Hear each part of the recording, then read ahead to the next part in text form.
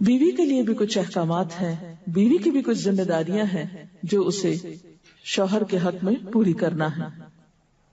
پہلی ذمہ داری یہ کہ بیوی خوشی کے ساتھ شوہر کی اطاعت کرے۔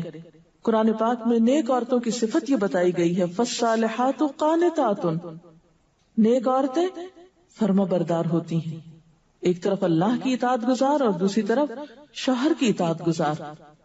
شوہر کی اطاعت کے بارے میں ایک حدیث میں آتا ہے، آپ صلی اللہ علیہ وسلم نے فرمایا، دو قسم کے لوگ ایسے ہیں کہ جن کی نمازیں ان کے سروں سے اوپر نہیں جاتی، ایک وہ غلام جو اپنے آقا سے بھاگ جائے جب تک کہ واپس نہ آئے، اور دوسرے وہ بیوی جو اپنے شوہر کی نافرمانی کرے جب تک کہ نافرمانی سے باز نہ آ جائے۔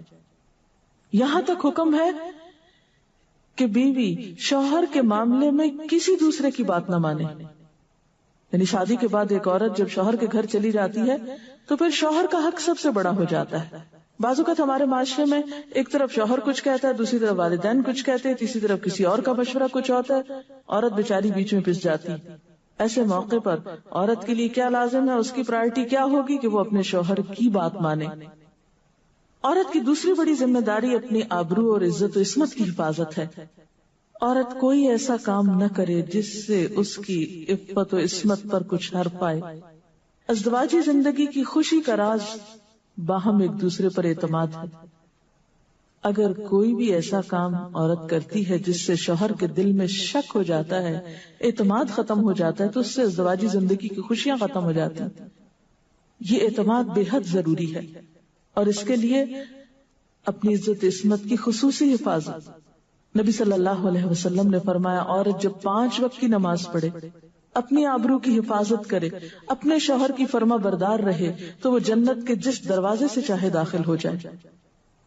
اسی لیے شوہر کی اجازت اور مرضی کے بغیر گھر سے بھی نہیں نکلنا چاہیے۔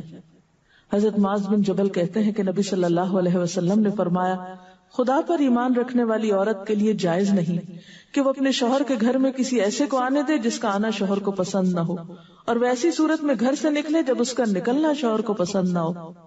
اطاعت کے علاوہ شوہر کو خوش رکھنا یہ بھی بے حد ضروری ہے۔ نبی صلی اللہ علیہ وسلم نے فرمایا، جس عورت نے اس حال میں انتقال کیا کہ اس کا شوہر اس سے خوش تھا تو وہ جنت میں داخل ہوگی۔ اور عموماً کسی کی خوشی کے لیے انسان اپنے جذبات کی قربانی دیتا ہے، بعض اوقات اپنی سوچ کی قربانی دیتا ہے، بعض اوقات اپنے کسی اور راحت و آرام کی قربانی دیتا ہے۔ تو ایک عورت جب اپنے شوہر کو خوش کرتی ہے تو جواباً اس کے لیے خوشی پلٹتی ہے۔ اس لیے گھریلو زندگی کی خوشی کا انحصار اسی بات پر ہے کہ دونوں ایک دوسرے کے لیے قربانی کے جذبات رکھتے ہوں، ایک دوسرے کے لیے رحمت اور ایک دوسرے کے لیے مودت کا ذریعہ ہوں، جیسا کہ قرآن پاک میں شادی کا مقصد یہ بتایا گیا کہ دونوں کے درمیان باہم مودت اور رحمت کے جذبات ہوں، ایک دوسرے کے لیے سکون کا باعث ہوں، تاکہ انسانی زندگی بہترین طریقے پر رواں دواں رہے۔ اسی طرح شوہر سے محبت کا اظہار کرنا، اس کے ساتھ وفادار رہنا، اس کا احسان ماننا، یہ بھی بے حد ضروری ہے۔ حضرت اسماء کہتی ہیں کہ ایک بار نبی صلی اللہ علیہ وسلم میرے پاس سے گزرے، میں اپنی سہیلیوں کے ساتھ تھی، آپ نے ہمیں سلام کیا اور ارشاد فرمایا، تم پر جن کا احسان ہے ان کی ناشکری سے بچو۔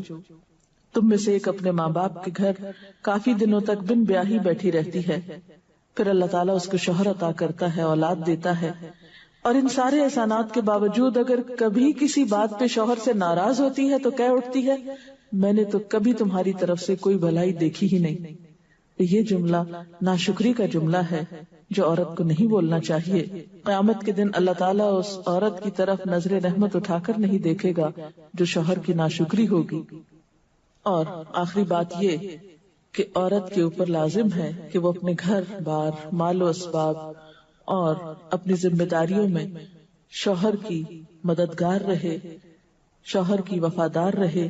آپ صلی اللہ علیہ وسلم نے فرمایا، قریش کی عورتیں کتنی اچھی عورتیں ہیں جو بچوں پہ بہت مہربان اور شوہر کے گھر بار کی حفاظت کرنے والی ہیں۔ آپ صلی اللہ علیہ وسلم نے ایک اچھی عورت کی خوبیاں بیان کرتے ہوئے فرمایا، مومن کے لیے خوف خدا کے بعد سب سے مفید اور باعث خیر نعمت نیک بیوی ہے۔ نیک بیوی کون سی؟ اس کی کیا تعریف ہے کہ جب شوہر کوئی کام کہے تو خوشی سے کر دے، جب اس پہ نگاہ ڈالے تو اس کو خوش کر دے، اور جب اس کے بھروسے پہ قسم کھا بیٹھے تو قسم پوری کر دے، اور جب کہیں چلا جائے تو اس کے پیچھے اپنی عزت و آبرو کی حفاظت کرے، اور شوہر کے مال اور اسباب میں اس کی خیر خواہ رہے، اس کو ضائع نہ کرے۔ ایک اچھی بیوی کی خوبیاں آپ صلی اللہ علیہ وسلم نے بتائیں۔ اور پھر آخری چیز صفائی ستھرائی، سلیقہ، شوہر کے لیے زیب و زینت کا اہتمام، یہ چیزیں بھی ازدواجی زندگی میں خوبصورتی پیدا کرتی ہیں، اور اس کا بھی اہتمام جو ہے پھر ایک عبادت ہو جاتا ہے۔ لیکن ہمارا حال یہ ہے کہ جب ہمیں کہیں باہر جانا ہوتا ہے تو ہم بہت اہتمام کریں گے، لیکن شوہر کے لیے بطور خاص نیت کر کے اہتمام نہیں کریں۔ ہم یہ کہتے ہیں اس کو تو نظر ہی نہیں آتا، اس نے کبھی تعریف ہی نہیں کی، اس کو پتہ ہی نہیں میں نے کیا پہنا اور کیا نہیں پہنا، تو کس لیے پہنے؟ ایک شیطان ہمیں جواز فراہم کر دیتا نا۔ حالانکہ ہر کوئی ڈسکرپٹیو نہیں ہوتا، جس طرح بعض اوقات ہم خواتین بہت ڈسکرپٹیو ہوتی ہیں، اس نے یہ پہنا، اس کا یہ اینگل تھا، یہ ایسا تھا ویسا تھا۔ شوہروں مردوں کی اس طرح کی نظر نہیں ہوتی، پھر ہم ان سے وہ ایکسپیکٹ کرتے ہیں جو ہم خود کر رہے ہوتے ہیں یا خود چاہتے ہیں، وہ اس میں پورے نہیں اترتے تو ہمارے اسٹینڈرڈ سے گر جاتے ہیں۔ تو اس سے یہ ہے کہ ان کی اور بھلائیاں یاد رکھ کے اگر اس طرح کی کوئی کمی کوتاہی ہو جائے تو اسے اگنور کر دینا چاہیے، اور ان کے لیے بھی بطور خاص اہتمام کرنا چاہیے۔ اور دیکھیے کہ مثلا اس جگہ پر ہم بیٹھے ہوئے ہیں، اس جگہ کو خوشگوار بہت سی چیزوں نے ملا کے بنایا، سب لوگوں کا اکٹھا ہونا ایک خوشی کا باعث ہے، یہ پھول رکھے ہوئے، یہ روشنی ہے۔ اب ہم ایک ایک چیز گن تو نہیں سکتے، لیکن اوور آل ہر چیز کا اپنا ایک ایفیکٹ ہے، اور ہر چیز کا اپنا ایک اثر ہے۔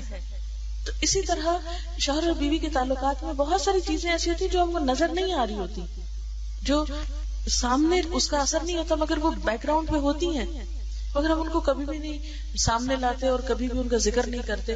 تو ہمیں ان معاملات میں تھوڑی کوشش کر کے کچھ احسانات کا کبھی زبان سے اگر بول دیں گے تو اس سے کچھ کمی نہیں ہوتی، لیکن دوسرے کا دل جیتا جاتا ہے، اور دوسرے کا دل خوش کرنا تو بہت بڑی عبادت ہے، اور اس کا آغاز اگر گھر سے ہو تو اور اچھا ہے، کیونکہ گھر والوں کو خوشیاں دینے سے خود خوشیاں اپنے آپ پہ پلٹتی، دے کر زیادہ ملتی ہیں، لیتے وہی ہیں جو دینا جانتے ہیں۔ تو اللہ تعالیٰ ہمیں عمل کی توفیق عطا فرمائے۔